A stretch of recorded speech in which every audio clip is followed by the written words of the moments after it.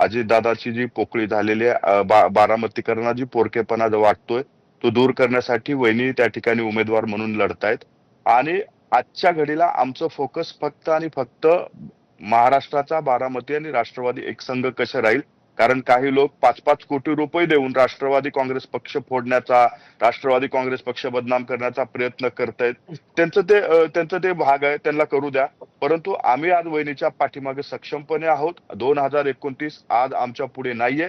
आमच्या पुढे आमचा पक्ष, आमच्या पक्षातले पदाधिकारी, कार्यकर्ते, बारामतीकर, महाराष्ट्रातली जनता कशी अजितदादाच्या विचारावरती एकसंघपणे या महाराष्ट्रात काम करेल त्यासाठी आम्ही प्रयत्न करतोय. काही लोक जाणीवपूर्वक राष्ट्रवादीला बदनाम करण्यासाठी काम करतायत, त्यांना करू द्या. त्यांना आमच्या नेत्याला बदनाम करून कदाचित त्यांना वाटत असेल की आमचा पक्ष वाढू शकतोय, करू द्या. ते स्वतःच्या पक्षात काय चालू हेच बघायचं सोडून आमच्या पक्षात काय चालू ह्याच्यात त्यांना जास्त इंटरेस्ट असतो, त्यांना करू द्या. परंतु आमचा फोकस आदरणीय वहिनीच्या नेतृत्वाखाली या महाराष्ट्रामध्ये राष्ट्रवादी काँग्रेस पक्ष अजितदादाच्या विचाराचा, यशवंतराव चव्हाण साहेबांच्या विचाराचा करण्याचं आमचं ध्येय नक्की राहील. ठीक आहे. विकासजी बोला. खरं तर 2029चं घोडा मैदान अजून खूप दूर आहे. तोपर्यंत पुलाखालून खूप पाणी जाणार आहे. पण मुळामध्ये अजितदादांच्या बद्दल मगरीचे अश्रू डाळणाऱ्या किंवा पोकळ सहानुभूती दाखवणाऱ्या भारतीय जनता पार्टी आणि हे सूरज चव्हाण सारखे, सुनील तटकरे आणि प्रफुल्ल पटेल जे भारतीय जनता पार्टीचे हस्तक म्हणून राष्ट्रवादीमध्ये वावरत आहेत, त्या भारतीय जनता पार्टीने अजितदादांच्या बद्दलचा साधा एफआयआर घेतला नाही. बेंगलोरमध्ये त्याचा एफआयआर झाला आणि एफआयआर होऊन सुद्धा विकासजी आणि सूरजजी दोघांनाही विनंती आहे, आपण कृपया व्यक्तिगत टिप्पणी इकडे करायला नको. आपण अजितदादांच्या एफआयआर बद्दल हे कोणी बोलत नाही.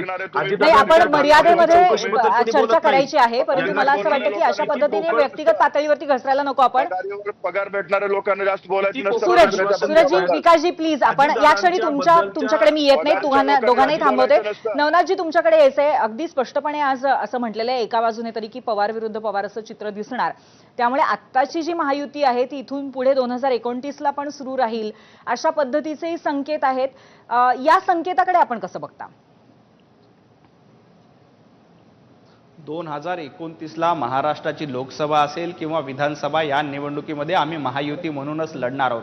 आपण बघा, सुनेत्राताई पवार ह्या अतिशय चांगल्या पद्धतीनं महाराष्ट्राचं नेतृत्व करतायत. बारामतीमधून उद्या त्यांचा अतिशय चांगल्या मतांनी विजय होणार आहे आणि अशा सुनेत्राताई पवारांना पाठीशी ठेवण्याचं काम, त्यांच्या सोबत राहण्याचं काम देवेंद्रजी फडणवीस साहेबांच्या माध्यमातून केलं जाते. मित्रांना सोबत घ्यायचं हे आमचे संस्कार आहेत.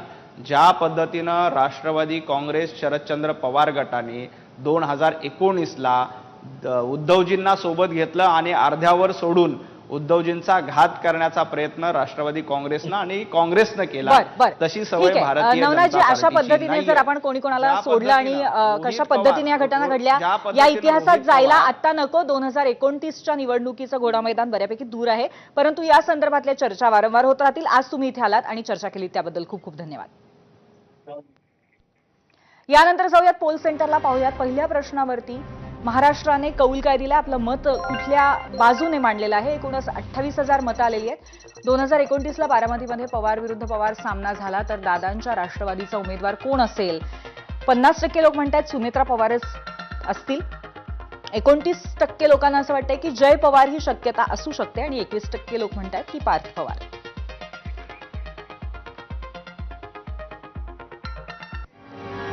आणि या मुद्द्याच्या अनुषंगाने आता आपली भूमिका मांडतात आमच्या कार्यकारी संपादक सरिता कौशिक. सरिता.